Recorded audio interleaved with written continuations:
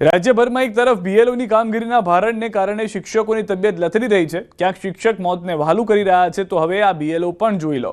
છોટાઉદેપુરના નસવાડી તાલુકાના ડુંગર અને ઢોળાવવાળા રસ્તા પર ચાલી અને કુપ્પા મતદાન મથકથી સાંકડી બારી ગામે પહોંચીને મહિલા બીએલઓએ કર્તવ્ય નિષ્ઠાનું ઉત્તમ ઉદાહરણ પૂરું પાડ્યું। ચાલતા પણ જવું મુશ્કેલ હોય તેવા કાચા રસ્તા પર મોટરસાઇકલ પર તેના ભાઈ સાથે આ બેન નીકળ્યા અને પોતાની ફરજ નિભાવી। બાઇક પણ ચાલી ન શકતા આખરે મહિલા બીએલઓ સાથે આવેલ ઝેરોક્સ મશીનને સાથે માથે મૂકી અને રસ્તા પર ચાલતા જોવા મળ્યા હતા। મહિલા બીએલઓએ ગામના લોકોની પણ ચિંતા વ્યક્ત કરી। તો દ્રશ્યો આપ જોઈ રહ્યા છો, ઝેરોક્સ મશીન જે છે તે સાથે લઈને મહિલા જતા જોવા મળી રહ્યા છે, જેથી કોપી કાઢી શકાય। પોર્ટેબલ ઝેરોક્સ મશીનને પોતાના માથે મૂકે છે, ત્યારબાદ તેમાંથી પ્રિન્ટ કાઢી અને જે સરની કામગીરી જે એસઆઈઆરની જે કામગીરી છે તે પૂર્ણ કરવામાં આવી રહી છે। મહિલા તેમના ભાઈ સાથે જતા નજરે પડ્યા। સાંકડીબારી ગામમાં જે અમારો રસ્તો છે, જે છોટી ઉંમર અવર જવર માટે ખૂબ મુશ્કેલીનો સામનો કરવો પડે છે, કારણ કે રસ્તો જ ખરાબ છે। એના માટે તો ખાસ કરીને જે અમારા ગામમાં જે બીએલઓ આવે છે, જે મતદાન યાદી માટે આવે છે, એમને પણ ખૂબ મુશ્કેલી પડી રહી છે, કારણ કે એ લોકો પણ પોતે જે સાધન સામગ્રી લઈને એ પણ ચાલતા આવે છે। તો અમારી એક જ માંગ છે કે આ રસ્તો વહેલી તકે બને। બીએલઓનું કામ સોંપવામાં આવ્યું હતું ત્યારે અમે સાંકડીબારી ગામમાં આવ્યા હતા અને એક વાત કરીએ તો રસ્તો પણ બહુ જ ખરાબ હતો। અમુક જગ્યાએ અમે જે પાછળ બેઠા હતા એ બેનને ઉતારીને પછી ચાલતા પણ કાઢ્યા હતા આજે।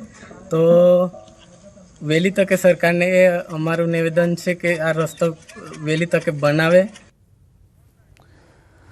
વધુ માહિતી ન્યૂઝ 18 સમાચાર શહેજાદ પાસેથી મેળવીશું। શહેજાદ, જે ત્યાં ઘટના હાલમાં જોવા મળી રહી છે, લોકો મહિલાની કામગીરીને બિરદાવી રહ્યા છે, કેટલી મુશ્કેલીથી પાર કરીને તેઓ પહોંચ્યા, પોતાની ફરજ નિભાવતા નજરે પડ્યા?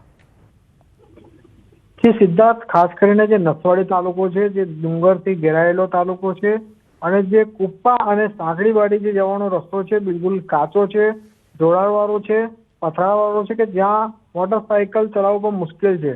પરંતુ આ જ્યારે બીએલઓને જે કામગીરી સોંપવામાં આવી છે, જેના કારણે જે ફોર્મો લઈને જે બીએલઓ જે છે મહિલા છે, તેઓ પણ આ દાદર આજે એકલા જે ચડીને ઉતરી રહી છે અને જે સાથે તેઓના ભાઈને પણ સાથે લઈને જઈ રહી છે, કે જે ઝેરોક્સ મશીન જે છે માથે મૂકીને જઈ રહ્યા છે। એટલે ચોક્કસથી આજે બીએલઓ જે મહિલા છે તે પોતાનું જે કાર્ય છે, જે પોતાનું કામ જે સોંપેલું છે તે કામ નિષ્ઠાપૂર્વક કરી રહ્યા છે।